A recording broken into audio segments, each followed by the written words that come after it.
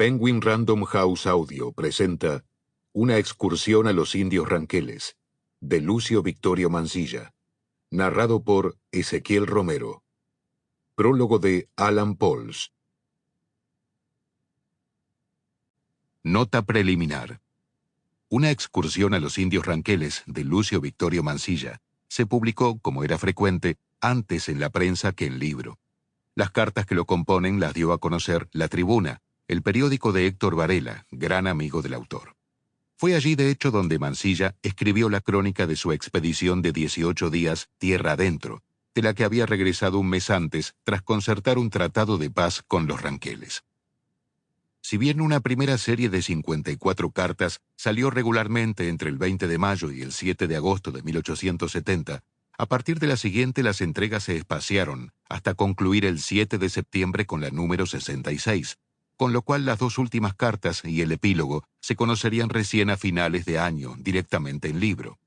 En ese nuevo soporte, una excursión a los indios Ranqueles produce un efecto de lectura diferente, ya que ahora cada entrega, antes familiarmente firmada por Lucio y dirigida a su amigo Santiago, es un capítulo.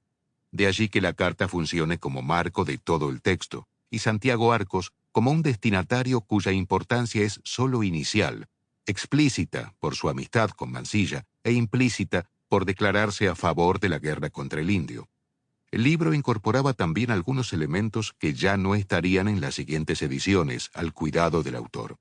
En primer lugar, dos textos típicos de las relaciones de élite, una carta a Orión, el seudónimo de Varela en la prensa, que escribía Mansilla agradeciéndole la publicación en volumen, y una nota de Varela a Mansilla, devolviéndole los elogios. Además, los acompañaba un retrato del autor y un mapa desplegable de las tierras recorridas, junto con una advertencia anticipando las cartas. Para comprender algunas de ellas, es menester estar al cabo de la vida política y social de la República. La frase se refería, antes que al contexto, a cierta información personal que se vuelve imprescindible.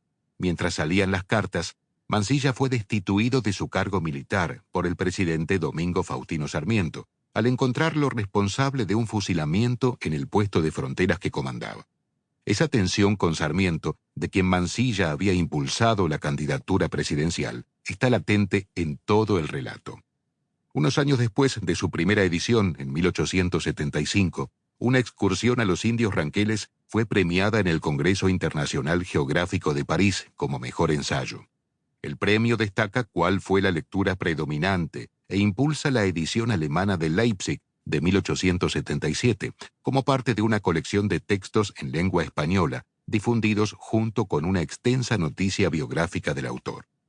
Finalmente, en 1890, se realiza la última edición autorizada, a cargo de la imprenta de Juan A. Alsina, quien a la par publicó en volumen Las Causeries, que Mansilla escribía para la prensa.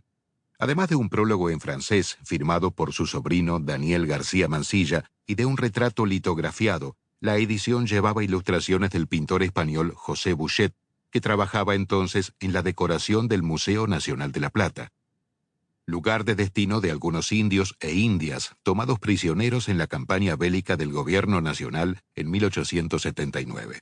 Leído a modo de tratado etnográfico o de texto de geografía, una excursión a los indios Ranqueles se fue convirtiendo, en el último tercio del siglo XX, en un clásico alternativo que, en pleno debate sobre la ocupación territorial y antes de la consolidación del Estado, había dejado ver las fisuras de la configuración nacional y advertido sus irreparables contradicciones. Alejandra Laera. Prólogo. En mayo de 1870, cuando los lectores del diario La Tribuna de Buenos Aires se enteran de que el coronel Lucio Victorio Mansilla se adentró en zona india, ese otro mundo bárbaro que la época llamaba tierra adentro, así con mayúsculas, hacía más de un mes que la excursión más célebre de la literatura argentina había terminado, y apenas una semana que su autor, cerca de cumplir los 40, había vuelto a Buenos Aires desde Río Cuarto, en la provincia de Córdoba, donde había pasado 1 año y medio como comandante de fronteras. Publicadas según el sistema de entregas del folletín, las 68 cartas que terminarían componiendo una excursión a los indios Ranqueles producen un efecto temporal extraño. Nunca Sample complete. Ready to continue?